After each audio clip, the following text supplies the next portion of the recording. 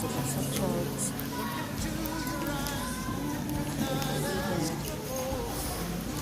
Birthday na nila. So, Ay, sige po. Thank you po. Sabay na rin ako. ganda ng resort. Bye-bye. Sis, beautiful. Thanks so much. Mana na kami dito kay Ate Shun. Kami, isang way lang kami. Ingat po kayo Bye sis, see you. Be, magkanong dito be? Ang lawak dito be no?